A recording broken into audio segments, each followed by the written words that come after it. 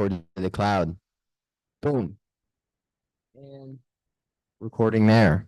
So we are still working out all the little kinks here at the beautiful hot mic FRI podcast booth here. And we are officially live here on Facebook, YouTube, LinkedIn, alongside Fire Captain Michael Link and the one and only William Brocious from Charlottesville Fire Department. We got Team Charlottesville here. What's going on, guys? Let me introduce Michael. Can I do that? Yeah, way better than I can. I barely even knew the guy, and so thank you. Just to be our first, yes. So Mike's on our team at the Division of Business Services. My right hand. Like we can't do anything without Mike. So all the firefighter needs, whether it's a shirt to getting the trucks fixed, stuff around the station, Mike handles all of those things. So he's a captain for now. We'll see what happens. We got some things in the work, but could not do it without you, Mike. And once again, you're bailing me out. You're the first guest. So appreciate it. So glad to do it. Thank you for being the first guinea pig. Somebody's got to do it. Somebody's got to do it. So Mike, tell us where you're from, right? Obviously Charlottesville Fire Department. He also hooked us up, Kevin, with these sweet shirts. So Nike, if you're watching, I'm just saying we're still hunting. I'm saying what's a guy got to do to get some Charlottesville swag? That's what he does. Yeah, I can help you out. Okay. Yeah. So Mike, tell us about Charlottesville Fire Department. How long you been there? Give us a little bit of background. Yeah, so I've been with Charlottesville for 15 years now. Before going into Charlottesville, I was working over in the valley across the mountain in a county firehouse. I was there for 6 years. But recently went into logistics on the business services side of Charlottesville. I've been in there for 3 years. I've been lucky to have Chief Brocious here to support me and really have a good vision. So that's been super awesome, and we've done a lot of really cool things. We've worked really well as a team, and it's been real exciting. So before going into logistics, I was a captain on the ladder truck 9 for about a year, and then I spent some years on engine 7 and engine 10, the hazmat engine there. So kind of new to the admin side of things, sitting behind the computer.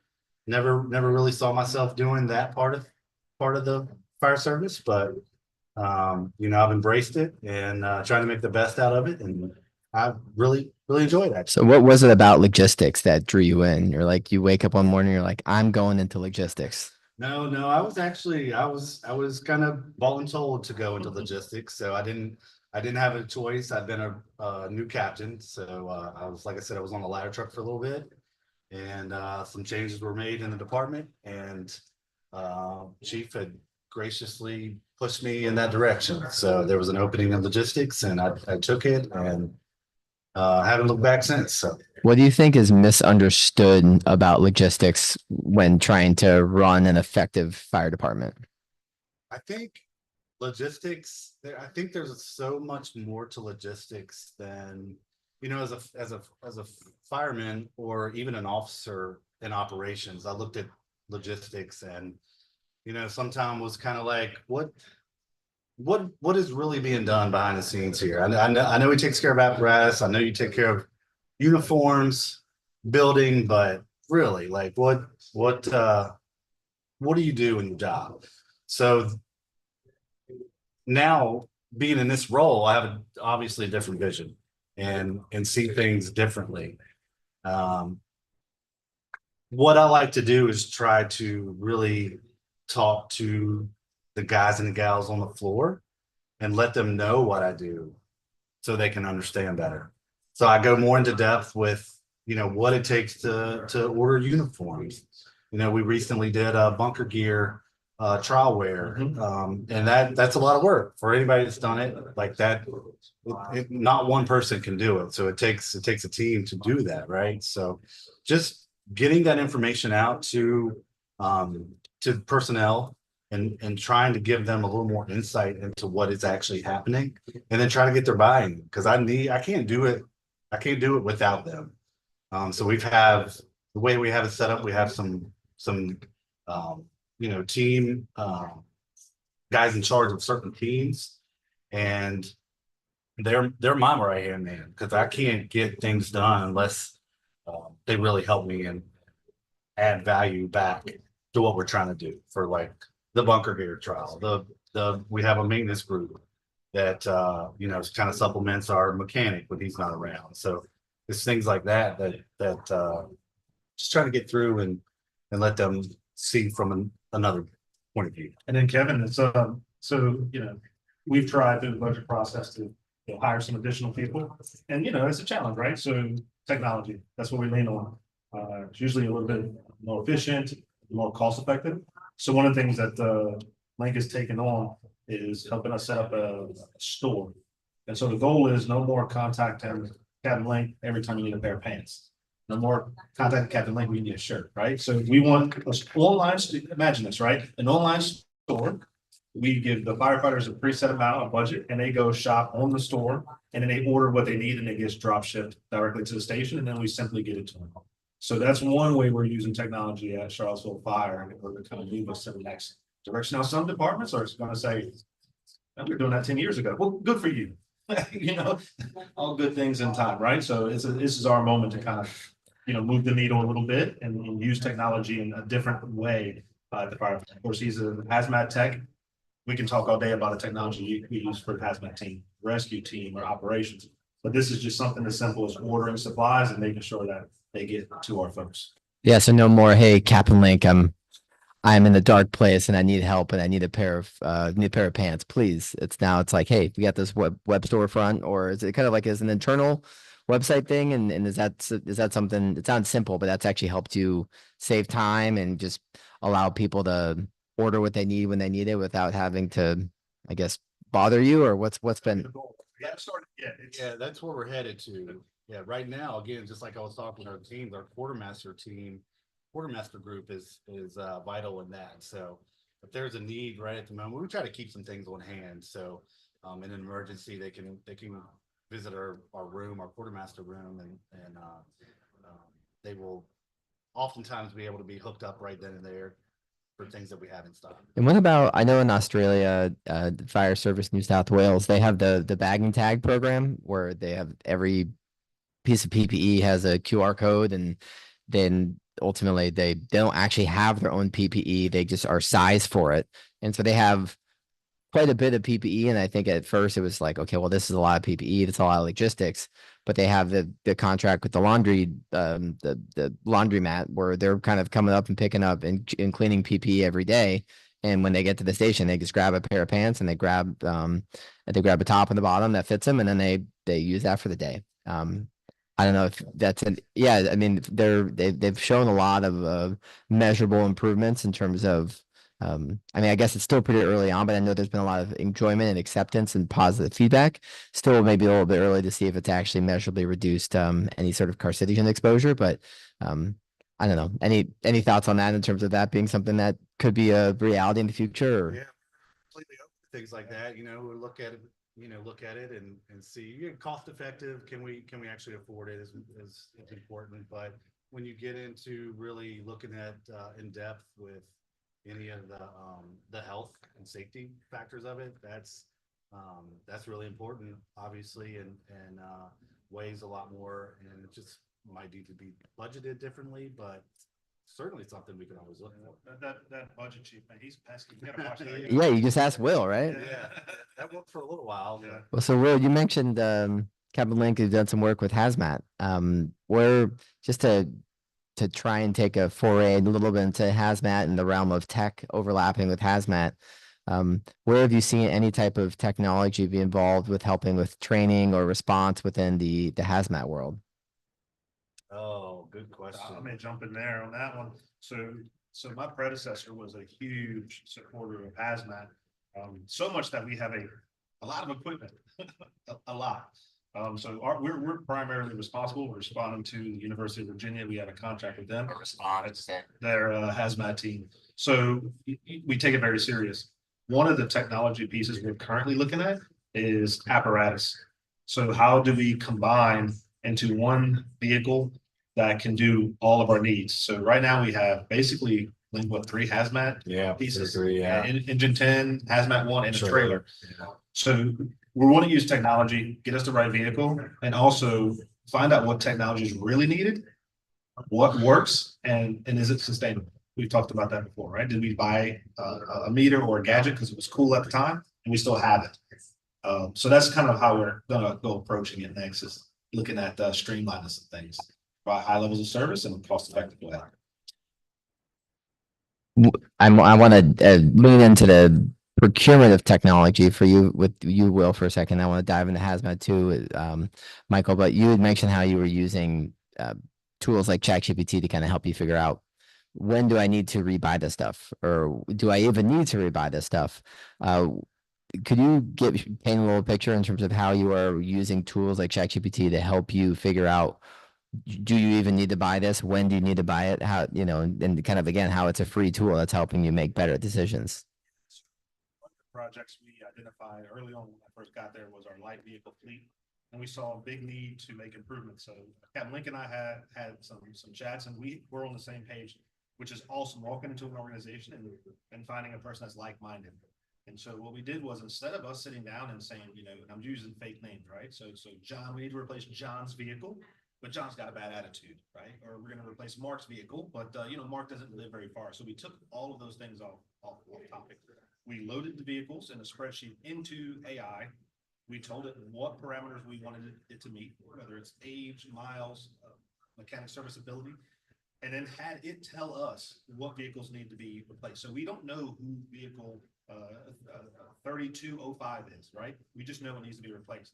So then we pull that data down and then cross-reference it to Link and say, hey, these are the vehicles. And we kind of had an idea on some stuff, and that was the easiest way. So when Mark and John are sitting there and we tell them that we're going to replace Mark's vehicle before John's, now we have data, right? It's not something that he or I have come up with that we're going to say, we're going to do it because of this. This is what the data says. So we're not making the decision. The data's making the decision. Unemotional. Now, just so happened to say that I needed one before everyone else. Yeah. Kidding. Just it's the numbers. What do you want me to do? It's all data, but we identified some things, and then when we took that same information back to city management, we were able to show them that we needed more funds. So using that data, working with city management, we actually brought, was it 2 or 3 additional vehicles ahead? This budget year, we got another 3 coming. And so what would have been about a 5 to 6 year project to get the fleet caught back up, we and data have been able to fix it in probably 4 or 5 months. Yeah, it's not done yet because we got some lights and stuff to. Yeah, we're still finalizing some packages, but yeah, the data played a big role, and it really pointed us in a good direction for it. Yeah. As we're talking, I'm also thinking through our checklist and how we continue to make our podcast more efficient here. So I apologize that I'm quite kind of multitasking here, but so yeah. Well, I am curious from both of your take. I mean, Grant, we're here at FRI, IFC's like largest marquee flagship show. A lot of people don't even know the number, X thousand, not number of people. Is there anything that you're looking for here? Anything that you're excited to see, or just something that is kind of catching your eye from something new perspective that you haven't seen in previous years? Well, so first off, this is my first trip here to FRI. So myself just being here first time. So just taking it all in. But yeah, I'm taking some classes through the officer development with Columbia Southern. I've been jumping on that, and really excited about that portion of it. But then also I'm waiting, we was coming down here earlier and waiting for the expo hall to go in. So I've got some vendors lined up that I'm meeting with. I don't know if I can go into detail on any of that stuff, but I mean, we've got some things being worked on safety wise with Haas Alert, and I'm anxious to meet with some of those guys and just kind of get things rolling. So really kind of looking at safety and health and safety of the. How are you looking into Haas Alert, and why is Haas Alert a tool that is something that you're considering implementing? Well, so traffic highway safety. We don't run a lot of interstates within the city of Charlottesville, but we do have the 29 bypass, 29 250 bypass So our apparatus are out and on the streets and, we want to protect them and be safe. So Hoss Alerts provides, alerting to vehicles that's in the area or directions to through that area where there's an incident. So it advises them beforehand before they get there. So they can actually reroute and miss the scene entirely, or just be aware of what's going on, that there's fire apparatus working there at that scene and just to be safe. And that's, our goal is just for safety of our members. And fortunately, we have nothing major happen in the city accident wise, but if we can take steps to prevent that, we're gonna try and do that. So And then we'll tell them ourselves, right? So Captain Link has him and along with Chief Leahy have moved us forward out of the dark ages. So it used to be an approval process, paper, pencil, right? If you needed something, wanted something, you fill out this piece of paper and you submit it. So I got there, we all agreed this was a terrible system. And so we set an expectation, right? Hey, I need y'all to fix this by the end of the month. They got it done 2 weeks early. So he submits his request for the officer development program. But I don't realize he's submitting it to go online to the classes. So once it clicks, I'm like, hey, no, you gotta go to FRI. Like, yeah, I want to go. So we've been able to, make sure that we got our members here, something that he was excited about. I was excited to get him here because of the vendor thing. His family was gracious enough to, agree and to allow him to come early. So the gear summit this morning through Fiero. yeah. So we're doing good stuff in Charlottesville, man. I'm excited about the direction we're headed. We've got a really good team, strong team, momentum. We just got to keep it moving. So I got that itch to come to Charlottesville. we do a good job of hosting visitors. Ask around. Yeah, well, twist my arm. Well, I kind of just asked what you're kind of excited for here, and you gave that example. But for both of you, is there anything that you think in the next 5 years? And obviously, AI is everyone's talking about how AI is changing everything, but within the world of logistics and wealth and your world of procurement, what do you think is one thing in the next 5 years that is going to significantly enhance, change, really reinvent the way that you do your job? Yeah, I've been using Copilot in a trial through the city. They've been like I said, we've been going through a trial with Copilot. The